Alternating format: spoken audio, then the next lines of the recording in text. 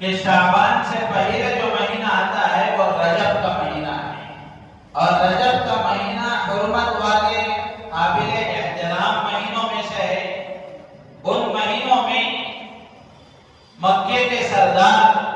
اور مکے کے کفار و مشرکین بھی جنگ و جدال سے، قتل و قتال سے، لڑائی جھگڑوں سے دور رہتے تھے، اور ان تمام چیزوں سے بچ کر اپنے گھروں میں رہا کرتے تھے، باہر جنگوں کے لیے نہیں جایا کرتے تھے۔ جیسے ہی رجب کا مہینہ پورا ہوتا، شعبان کا مہینہ شروع ہوتا، تو یہ عرب کے لوگ منتشر ہو جاتے تھے، پھیل جاتے تھے، پھر ان جنگوں کے لیے، ان لڑائی جھگڑوں کے لیے، پھر اس قتل و قتال کے لیے وہ گھروں سے باہر نکل جاتے تھے، پھیل جاتے تھے، اس لیے اس کو شعبان کہا گیا۔ بعض علماء نے لکھا ہے کہ شعبان کو شعبان اس وجہ سے کہا جاتا ہے کہ اس میں خیر کی شکلیں اور صورتیں پھیلی ہوئی ہیں،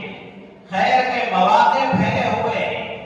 شعبان کا مہینہ آتا ہے تو اس میں نفلی روزے رکھے جاتے ہیں، قرآن کی تلاوت کا اہتمام ہوتا ہے، اور بہت سارے خیر کے کام ہوتے ہیں، تو خیر کی شکلیں اس میں پھیلی ہوئی ہیں، اس لیے اس کو شعبان کا مہینہ کہا جاتا ہے۔ بعض علماء نے لکھا ہے